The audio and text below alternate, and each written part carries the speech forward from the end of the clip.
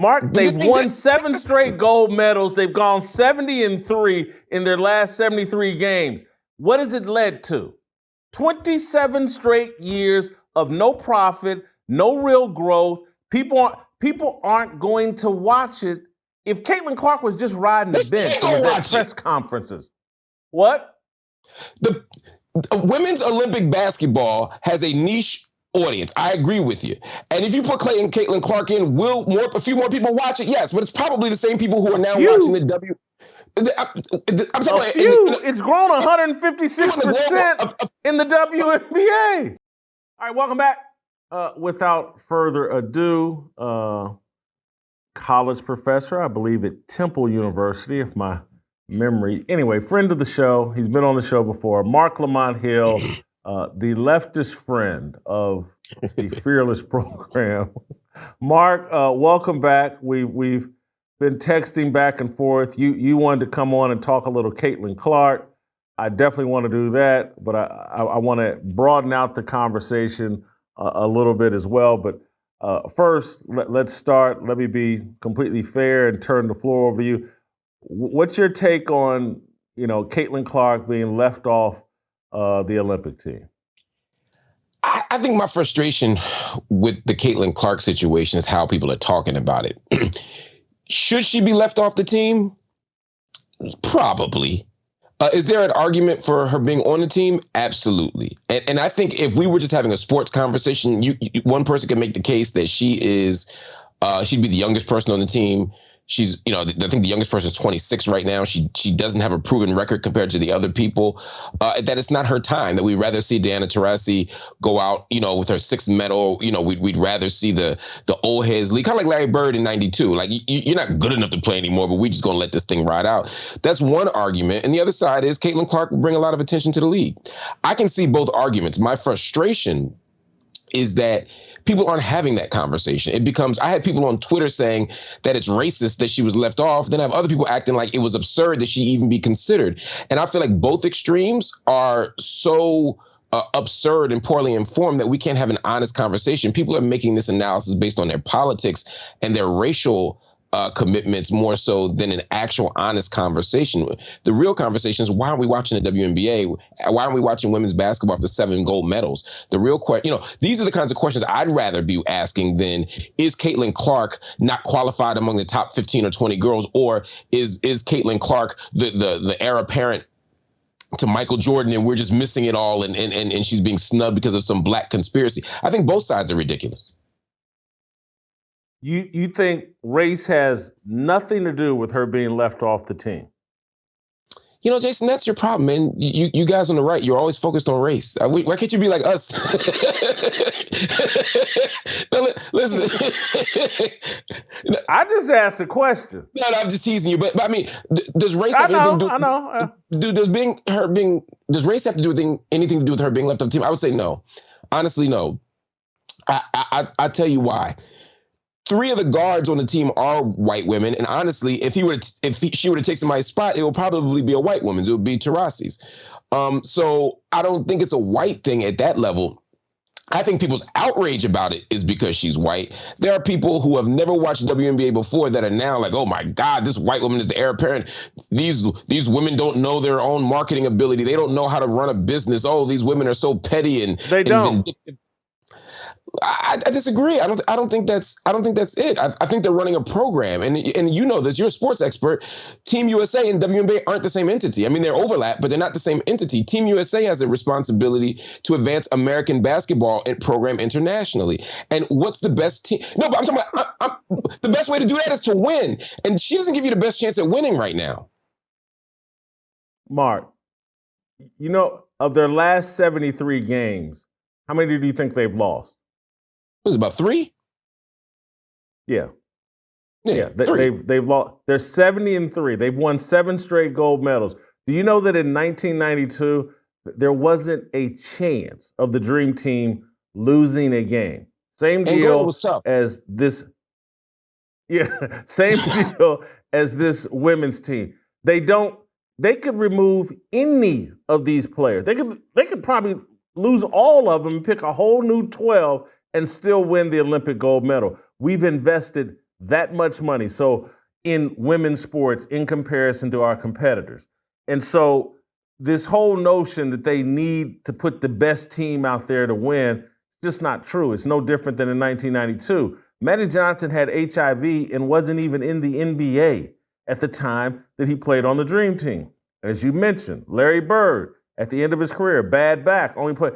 So this is just a business decision, a marketing decision. They could put me and you on the roster and they could still win.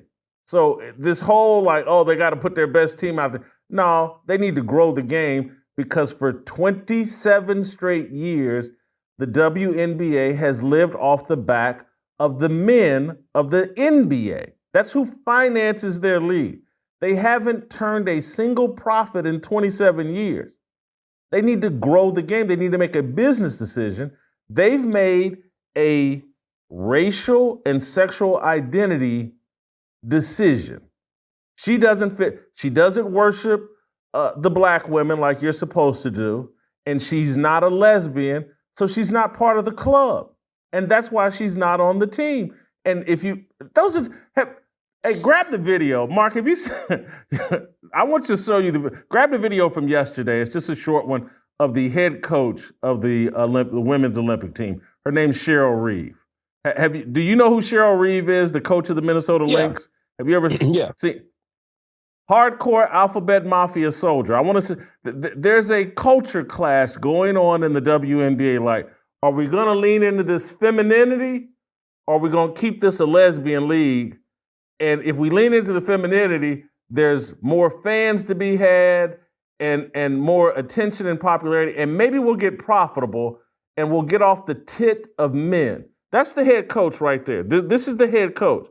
And you think she wants Caitlin Clark? She's married to a woman who's got a job with the Minnesota Lynx. I'm just being silly today. But here's my issue with what you're saying. There's a couple issues with what you're saying.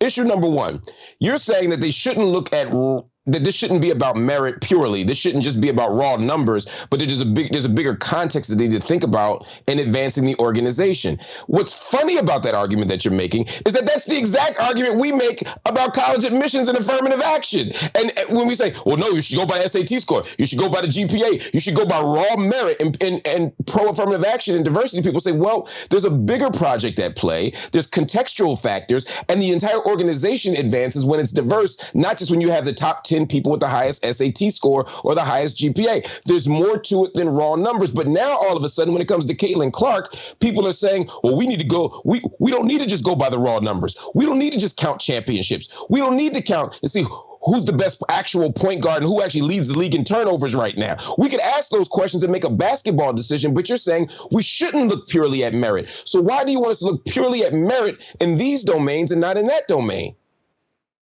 I'm not eliminating merit because the mission statement right now for women's basketball and right now for any business, and you're old enough, you probably have started a business or you know other business people. Yeah. And so the business mission right now, when you lose money for 27 straight years, it's like, how can I grow this game and how can I make this profitable as soon as possible?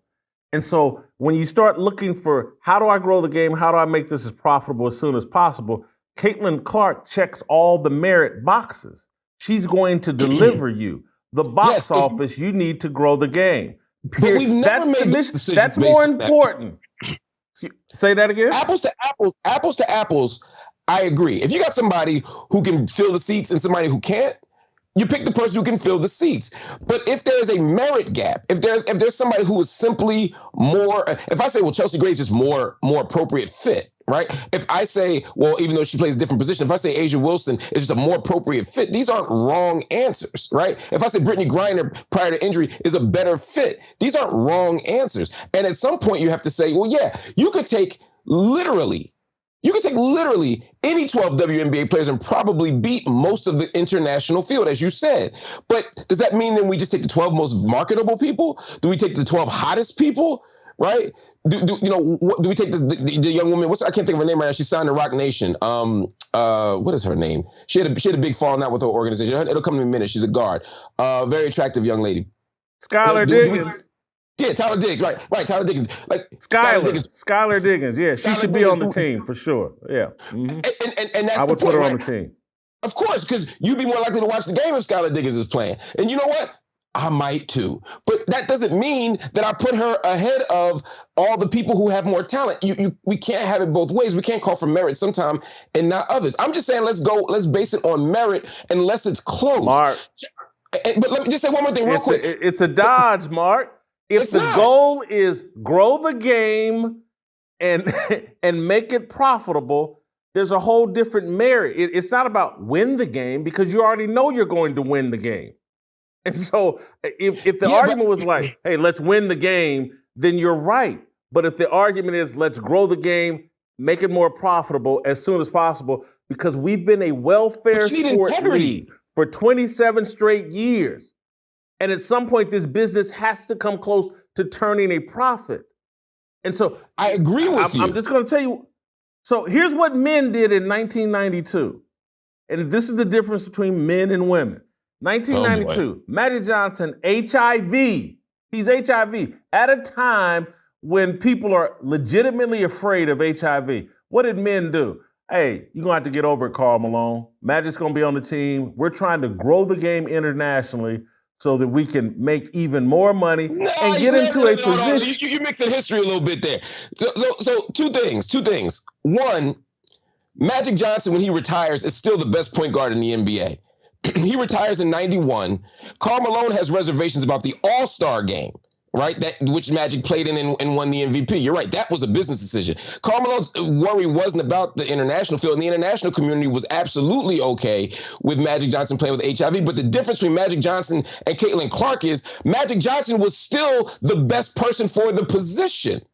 Magic, who was better than other than maybe Isaiah Thomas, right? Magic Johnson at that moment was doing something. It also was a historic moment where they said, we're going to take the 10 best players. We'll add Clyde Drexler later. We'll add stupid-ass Christian Laettner even later. But we're going to take the 10 best players right now at their positions and go into the Olympics with these 10 best players because this is a career opportunity, because we didn't have Magic Johnson couldn't have gone Olympics all those years. Larry couldn't have gone Olympics all those years. So it's apples and oranges. But at the end of the day, the NBA wasn't in the same position that the WNBA is in. And I think you're right. The WNBA does have to make a business decision.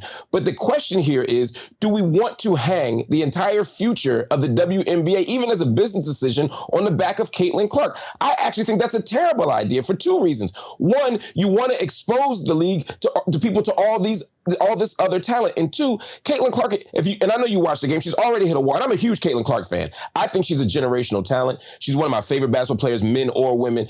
But Caitlin Clark is hitting a wall. Caitlin Clark is struggling to play against physical defenses. Caitlin Clark is tired. Caitlin Clark hasn't had a break. She went straight from college to the league. If she goes straight into the Olympics, she may not even perform well. And I don't think a subpar, mediocre Caitlin Clark on the international stage actually advances the game at all. I think watching these women kick ass and win an 8th gold medal might actually do more. Let Caitlin get her 4 gold medals for the rest of her career, but let these women win. Mark, define insanity. So doing the same thing over and over again. Doing the same thing over again, expecting different results. Mark, they've won 7 straight gold medals. They've gone 70-3 in their last 73 games. What has it led to? 27 straight years of no profit, no real growth. People aren't going to watch it. If Caitlin Clark was just riding the bench and was at press conferences, what? Women's Olympic basketball has a niche audience. I agree with you. And if you put Caitlin Clark in, will a few more people watch it? Yes, but it's probably the same people who are now watching the W. I'm talking about it's grown 156% in the WNBA. Yeah, I'm talking about a few in the global context, not in the American context. In the American context, Caitlin Clark is blowing the league up. Caitlin Clark, like you said, they watch her press conferences. Her games are triple what other people are. I'm not disputing that. Again, I ain't got no hate against Caitlin Clark. She is drawing eyeballs to the league. I'm a WNBA fan, and I watch it a lot more because of Caitlin Clark. I'm not. I stayed home to watch the Fever play. I'm not taking anything away from that. What I'm saying though is that can't be the growth strategy for women's basketball, is to hang it on this individual woman. That's what I'm saying. In the international context, there's a lot of talent. The WNBA is very talented. American American basketball is very talented. And I think whether she plays or doesn't play, there's not going to be a whole lot of people watching the Olympics. But what you can do when you come back from the Olympics is continue to put a spotlight on Caitlin Clark, but also on Angel Reese, and also on Asia Wilson, and also on extraordinary coaches. And also, I mean, all these things matter.